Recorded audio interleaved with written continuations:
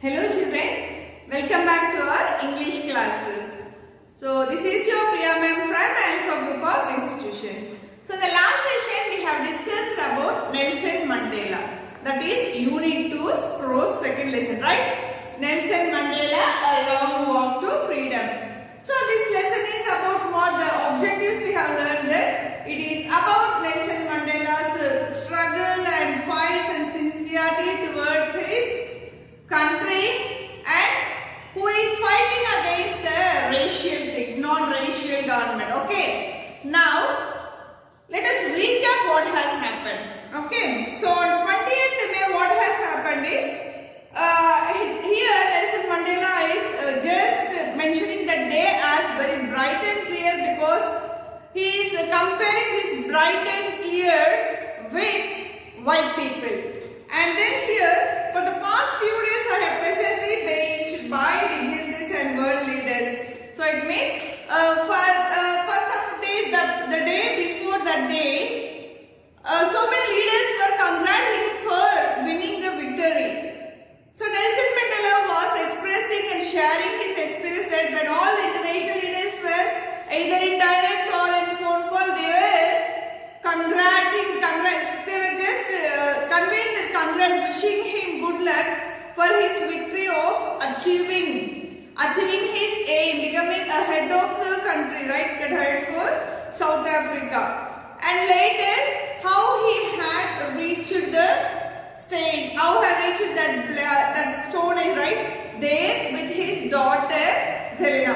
And then after going to the dais, the way he spoke and the quotes from his speech we had discussed in this slide. So these are things which we had discussed in the previous session. Is it so?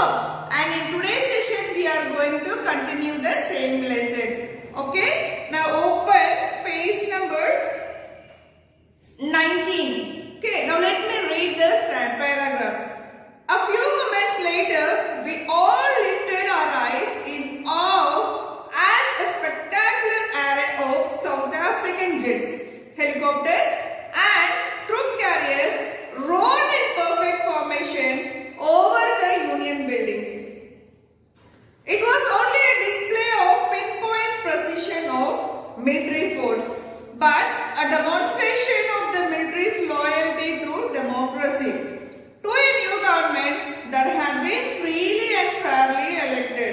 Only moments before, the highest generals of the South African Defence Force and Police, their chests bedecked with ribbons and medals from days gone by, saluted me and pledged their loyalty. I was not unmindful of the fact that not so many years before, they would not have saluted but arrested me. Finally, a chevron of Impala jets left a smoke trail of the black, red, green, blue and gold of their new South African flag. The day was symbolized for me, but the playing of our two national anthems and the vision of white singing Nkosi Sikelel I Africa and black singing Die Stem, the old anthem of the Republic. Although they once despised, they would soon know the words by heart. So a few moments later, all of them lifted their eyes. It means a few moments later, when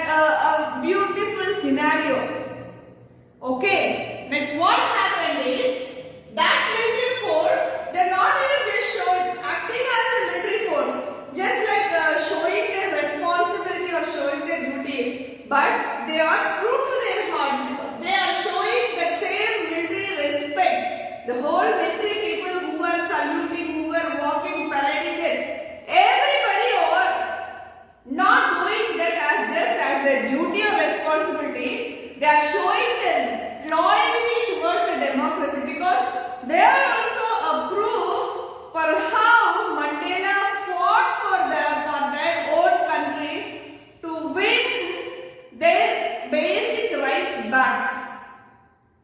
So being a black person, being a black man, he became the president of the country, he became the head of the country, and that is a witness all the people who had seen his struggle from the beginning. So that respect came within the hearts, from the hearts, with loyalty towards the democracy from the military force. Okay, now government, this government is standing proud. Nelson Mandela is standing very proud without any confusions or without any distractions or something like that, but because he was elected freely without giving money or without any like brainwashing the people or without showing some desires, without just arousing the desires from the people's mind.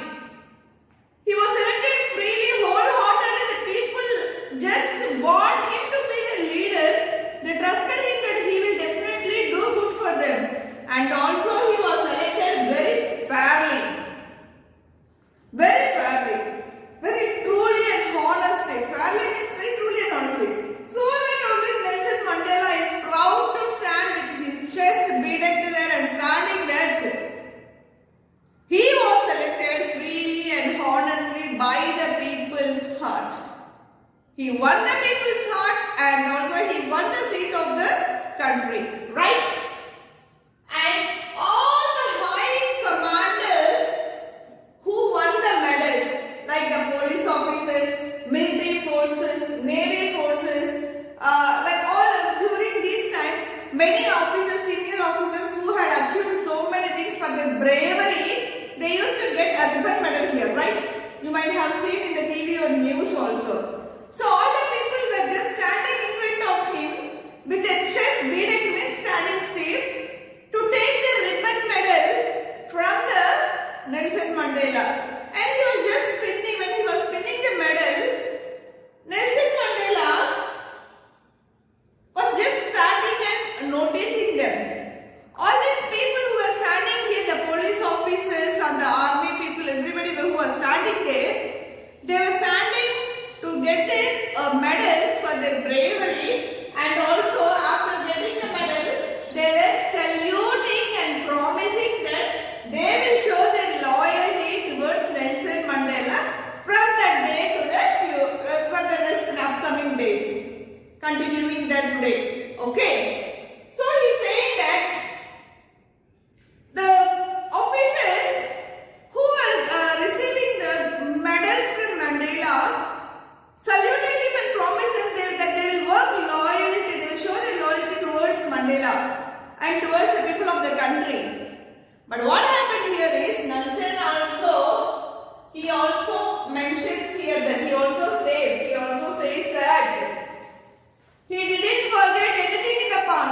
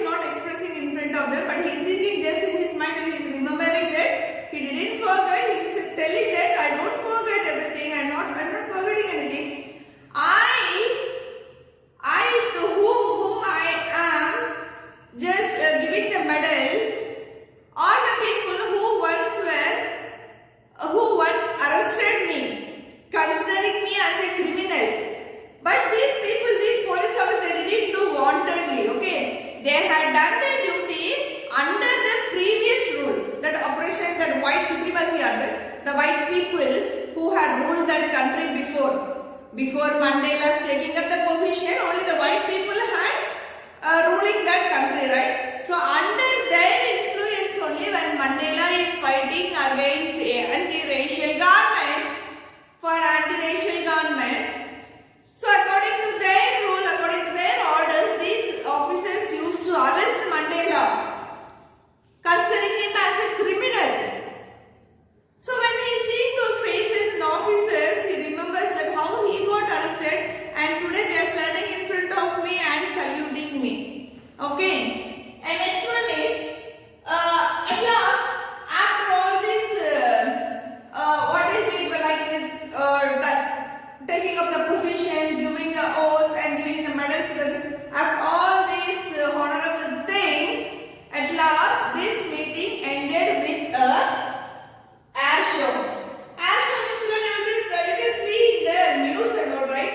So in every country when there is something related to the republic, they are recording to the nation's Independence Day or something, the jets used to fly releasing some colorful smokes. And during Olympics also we can see, some sports organization also we can see all these jets flying with emitting smoke.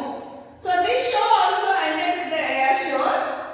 Like these jets which are flying on the sky are emitting smoke with the colors of South African flags. South African flag color smoke. First it released black, red, blue, green and gold. These are the colors which were in the South African flag. And this show, this meeting inauguration has ended with a air show of jets releasing smoke of colors black, red, blue, green and gold. Okay. Later, what happened is, now here also the author remembers. Here also the author remembers. Mandela remembers that after this, 2 national anthems were played in that inauguration ceremony. 2 national anthems were played, and here the whites were singing Cbse Africa. The white people were singing which anthem? Cbse Africa. And the black people, they were singing Dyson. The black people were singing which anthem? Dyson, that is their old anthem. Now here, Nelson Mandela is expressing or he is thinking in his own way that today the people are singing both the national anthems. They are just singing the old without knowing the meaning, word meanings. These people are singing the anthems, both the white as well as black. They are singing the anthem along with everyone without knowing the word meaning. But Mandela is very confident, very strong enough that definitely one day they will know the meaning of the anthem. They will know the word meaning of the anthem, the words which are in their national anthem. Okay, so even though they are singing both the anthems, the whites and the blacks, they are singing without knowing the meanings of those words which are in the anthem. So that is why he states that Mandela states that he is expressing for us in his book that even though they are singing without knowing the words meaning, I am sure and I am confident that they will one day understand the words, the meanings of the words which were in the national anthem. Okay. Now, next one. On the day of the inauguration, I was overwhelmed with a sense of history. In the first decade of the 20th century, a few years later, the bitter Anglo-Boer War, and before my own birth, the white-skinned peoples of South Africa patched up their differences and erected a system of racialism and racial domination against the dark-skinned peoples of their own land. The structure they created formed the basis of one of the harshest, most inhumane societies the world has ever known. Now, in the last decade of the 20th century and my own eighth decade as a man, the system had been overturned forever and replaced by one that recognized the rights and freedoms of all people, regardless of the their skin. That day they had come about through the unimaginable sacrifices of thousands of my people. People whose suffering and courage can never be counted or repaid. I felt that day as I have on so many other days, that I was simply the sum of all those American patriots who had gone before me.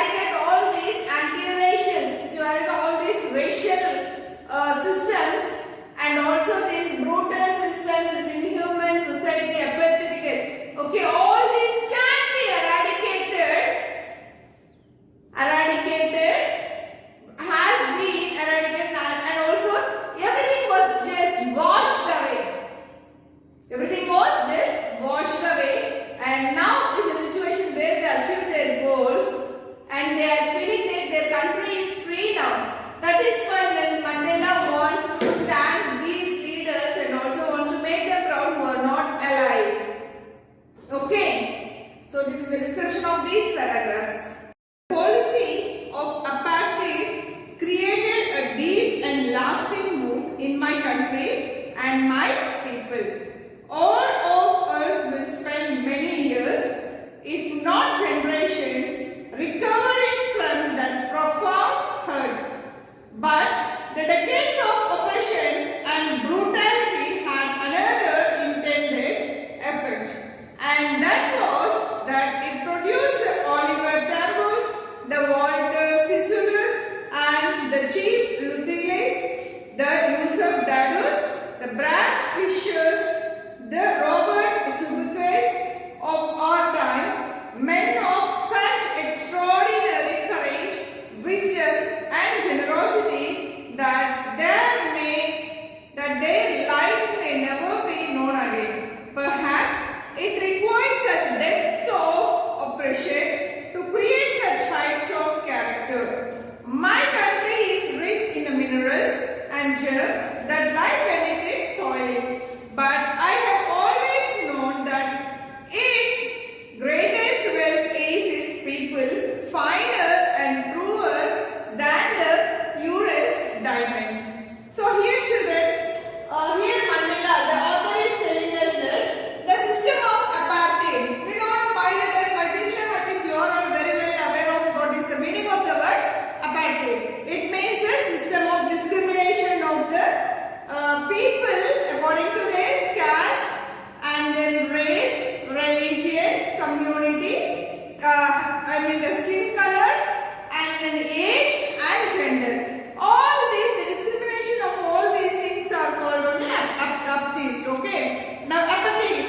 So apartheid, this apartheid system, the policy of apartheid system, what happened is it created so much deepest wounds in the people. The people are not able to come out or overcome those wounds because since generations they are facing this struggle and also they are fighting back for their own beneficial needs, but for their own basic needs. So they are not able to overcome the wounds which were created by this apartheid system. That now they had achieved the goal, they had achieved the independence, they have achieved their country, but the wounds which that system created them will not be healed. It will be healed for after generations. He said that it will be definitely cured. We can recover from these hurts, but it will take time. After some generations, everybody will forget about all these struggles. But the struggle what we had is like unrecoverable. He wants to express this thing. And then he said this system, this torture, this brutality, all this inhuman and injustice work which that white supremacy had given them had definitely had negative impacts. Even though they are fighting, there are a list of negative impacts to talk about. But on the other hand, that thing created a lot of strong and courageous people. So the list of brutality, what they are giving to the people, the black skin people, they are giving line by line, which is equally raising the number of strugglers, the number of fighters on the other hand. So when their injustice and inferiority judgment and treatment is increasing, the number of people who are fighting against that injustice also increasing. And also this injustice is giving them more strength and courage. So from that courage, from that lots of people had arisen. Among them, some are very strong and courageous men who stood there are Oliver Tambo, Walter Sisulu,